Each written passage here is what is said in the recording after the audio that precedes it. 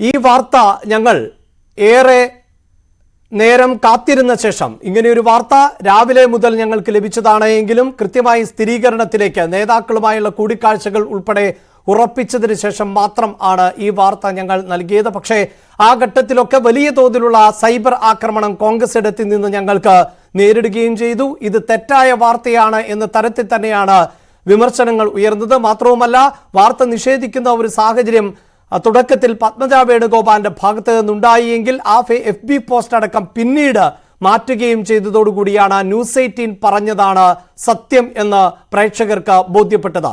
ഈ വാർത്ത ആദ്യം റിപ്പോർട്ട് ചെയ്ത അപർണ കുറുപ്പും അതോടൊപ്പം തന്നെ ഡാൻ കുര്യനുമാണ് ഈ ഘട്ടത്തിൽ ചേരുന്നത്. അപർണ, നമുക്ക് വളരെ നേരത്തെ ലഭിച്ച ഇൻപുട്ടുകൾ, നേതാക്കളുമായുള്ള കൂടിക്കാഴ്ചകൾ തുടരുന്നു എന്ന റിപ്പോർട്ട് വിവരങ്ങൾ. പക്ഷേ അപ്പോൾ പോലും ഇതൊരു തെരഞ്ഞെടുപ്പ് സമയമാണ്. ന്യൂസ് 18 മറ്റ് ചാനലുകൾക്ക് പിന്നാലെ പരക്കം പായുന്ന ഒന്നല്ല. ഞങ്ങൾ ഒരു വാർത്ത നൽകുന്നുവെങ്കിൽ അത് പ്രേക്ഷകർക്ക് 100% വിശ്വസനീയം ആകണമെന്ന് ഉറപ്പിക്കുന്ന എഡിറ്റോറിയൽ സംഘമാണുള്ളത്. അതുകൊണ്ടാണ് നമ്മൾ ഉച്ചവരെയെങ്കിലും കാത്തിരുന്നത്. ഉച്ചയോടുകൂടി നമുക്ക് സ്ഥിരീകരിക്കാൻ സാധിക്കുന്നു കൂടിക്കാഴ്ചകൾ സജീവമാണ് എന്നുള്ളത്. അവിടെ യെസ് ഓർ നോ എന്ന ഒരു സംശയം മാത്രമായിരുന്നു ഉണ്ടായിരുന്നത്. ആദ്യം നോ എന്ന പ്രതികരണം പത്മജയുടെ ഭാഗത്ത് നിന്നുണ്ടായി എങ്കിൽ പിന്നീട് നമ്മൾ പറഞ്ഞിടത്തേക്ക് കാര്യങ്ങൾ എത്തുന്നു എന്നാണല്ലോ ബോധ്യപ്പെട്ടത്. തീർച്ചയായിട്ടും അഭിലാഷ്, വളരെയധികം ഒരുപക്ഷെ കേരള രാഷ്ട്രീയവുമായി ബന്ധപ്പെട്ട് ലോക്സഭാ തെരഞ്ഞെടുപ്പ് പടിവാതിൽക്കൽ നിൽക്കുന്ന സമയത്ത് ആ ഒരു വാർത്ത വരുമ്പോൾ തന്നെ അത് ഏത് തരത്തിലാണ് സ്ഥിരീകരിക്കപ്പെടുക എന്നൊരു സംശയമുണ്ടായിരുന്നു. മാത്രമല്ല, കോൺഗ്രസിന്റെ അണികളെ സംബന്ധിച്ചിടത്തോളം പരിണിതപ്രജ്ഞനായ കരുണാകരന്റെ മകൾ പത്മജ വേണുഗോപാൽ BJP-യിലേക്ക് പോകുകയാണ് എന്നൊരു വാർത്ത വരികയാണെങ്കിൽ തന്നെ അത് ഏത് തരത്തിലുള്ള ഒരു പ്രതികരണമായിരിക്കും ഉണ്ടാക്കുക എന്നുള്ളതിനെ കുറിച്ചൊക്കെ കൃത്യമായ ബോധ്യമുള്ളത് കൊണ്ടുകൂടിയാണ് നമ്മളതൊരു സ്ഥിരീകരണത്തിനായി കാത്തുനിന്നത്. അതുകൊണ്ടാണ് നമ്മൾ ഇന്നലെ ഉച്ചയോടുകൂടി പത്മജ വേണുഗോപാലുമായി സംസാരിച്ചത്. അപ്പോൾ ഈ സാധ്യത തള്ളാതിരിക്കുന്ന ഒരു പ്രതികരണം അവരുടെ ഭാഗത്തുനിന്ന് ഉണ്ടാവുകയാണ് ആ സമയത്ത് ചെയ്തത്. വ്യക്തമായി അതിനകത്ത് പറയുന്ന കാര്യങ്ങൾ കഴിഞ്ഞ കുറച്ച് മാസങ്ങളായി തന്നെ പത്മജ വേണുഗോപാൽ വ്യക്തമാക്കിയ ചില കാര്യങ്ങളുണ്ട്. അത് പാർട്ടിയിൽ തനിക്കുള്ള അതൃപ്തി, പാർട്ടി നേതൃത്വമടക്കം ഏത് തരത്തിലാണ് തന്നോട് പെരുമാറുന്നത്, കരുണാകരൻ പ്രധാനമായിട്ടുള്ള കാര്യങ്ങൾ, കരുണാകരൻ സ്മാരകവുമായി ബന്ധപ്പെട്ട് സ്മാരക നിർമ്മാണവുമായി ബന്ധപ്പെട്ട് എത്ര വലിയ ഉദാസീനതയാണ് കോൺഗ്രസിന്റെ നേതാക്കളടക്കം കാണിച്ചത്. അതുമായി ബന്ധപ്പെട്ട് കരുണാകരനോട് തന്നെ പാർട്ടി പല തരത്തിലുള്ള അനീതികൾ കാണിച്ചു. അതിന്റെ തുടർച്ചയായി കരുണാകരൻ സ്മാരക നിർമ്മാണവുമായി ബന്ധപ്പെട്ട് വലിയ രീതിയിലുള്ള അവഗണന, പുച്ഛഭാവത്തിലുള്ള കമന്റുകൾ വരെ ഉണ്ടായി എന്ന രീതിയിലുള്ള പരാമർശങ്ങൾ നടത്തിയതാണ് പത്മജ വേണുഗോപാൽ. ഒപ്പമാണ് തനിക്ക് എപ്പോഴൊക്കെ മത്സരിക്കാൻ സീറ്റുകൾ നൽകിയോ അപ്പോഴെല്ലാം തന്നെ തോൽപ്പിക്കുന്നതിനായിട്ടുള്ള പരിശ്രമമാണ് നടത്തിയത്, നിർത്തി തോൽപ്പിക്കുകയാണ് ചെയ്തത്. പല സമയത്തും പ്രചാരണ രംഗത്ത് പോലും ആൾക്കാരുണ്ടായിരുന്നില്ല എന്നതടക്കമുള്ള രൂക്ഷമായിട്ടുള്ള വിമർശനങ്ങൾ ഒരല്പം സമയങ്ങൾക്ക് മുൻപാണ് പത്മജ വേണുഗോപാൽ ഉന്നയിച്ചത്. ഈ വിഷയങ്ങളൊക്കെ വളരെ പരസ്യമായിട്ട് പറഞ്ഞിട്ട് പോലും ഏതെങ്കിലും തരത്തിൽ ഒരു സമവായ ശ്രമങ്ങൾക്കോ അല്ലെങ്കിൽ പരിഗണന നൽകാനോ കോൺഗ്രസ് നേതാക്കൾ ശ്രമിച്ചില്ല. അതിനെ തുടർന്നുണ്ടായിട്ടുള്ള അസ്വാരസ്യങ്ങൾ അതുകൊണ്ട് തുടരുകയാണ്.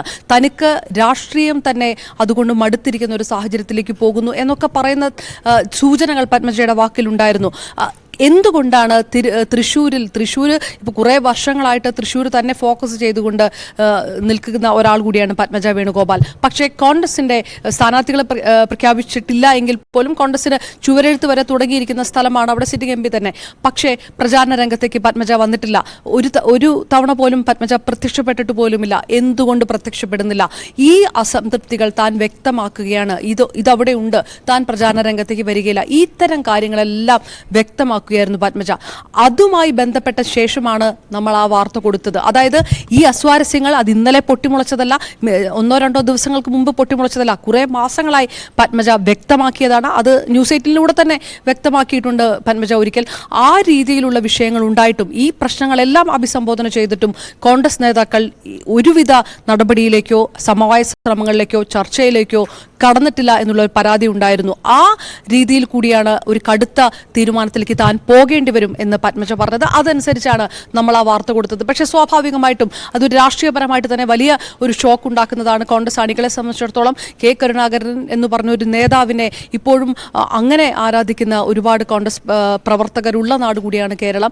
അദ്ദേഹത്തിന്റെ മകൾ BJP-യിലേക്ക് പോകുന്നു എന്നുള്ളത് സ്വാഭാവികമായിട്ടും അത്തരം രാഷ്ട്രീയ പ്രവർത്തകരുടെ വികാരങ്ങളെ കൂടി ബാധിക്കുന്ന ഒരു ഒരു വിഷയമാണ്. അതുകൊണ്ട് തന്നെ ആയിരിക്കണം വലിയ രീതിയിലുള്ള ആക്രമണം ഉണ്ടായത്. ഇതൊരു തെറ്റായ വാർത്തയാണ് എന്നുള്ള പ്രചാരണമുണ്ടായി. പത്മജ തന്നെ ഞാനിതൊരു തമാശയ്ക്ക് പറഞ്ഞതാണ് എന്ന രീതിയിൽ ഫേസ്ബുക്ക് പോസ്റ്റ് ആദ്യം ഇട്ടിരുന്നു. അതുപോലും ന്യൂസ് 18-നെതിരെയും ഒരുപക്ഷെ വ്യക്തിപരമായി തന്നെ നമ്മൾ റിപ്പോർട്ട് ചെയ്ത് എനിക്കെതിരെയും അടക്കം വലിയ രീതിയിലുള്ള ഒരു സൈബർ ആക്രമണങ്ങളിലേക്ക് കാര്യങ്ങൾ പോയി. പക്ഷേ വൈകുന്നേരമായതോടുകൂടി ഈ BJP-യുമായിട്ടുള്ള ചർച്ചകളിൽ കൃത്യമായിട്ടുള്ള ഒരു തീരുമാനമുണ്ടായി വരികയും അതനുസരിച്ച് ഈ ഫേസ്ബുക്ക് പോസ്റ്റ് അടക്കം പത്മജ വേണുഗോപാൽ പിൻവലിക്കുകയുമാണ് ചെയ്തത്. അങ്ങനെ ആ വാർത്ത, കൊടുത്ത വാർത്ത വ്യക്തമായ രീതിയിൽ കൃത്യമായ ചിത്രമായിരുന്നു, കൃത്യമായ ഫാക്ച്വൽ മാറ്റർ ആയിരുന്നു എന്ന് കൂടി നമ്മൾ പ്രേക്ഷകർക്ക് മുൻപാകെ തെളിയിച്ചുകൊണ്ടുകൂടിയാണ് ഈ മണിക്കൂറിൽ ഇവിടെ നിൽക്കുന്നത്. KP അഭിലാഷ്, ഇങ്ങനെയായിരുന്നു ഈ വാർത്ത ഞങ്ങൾ കേരളത്തോട് പറഞ്ഞത്.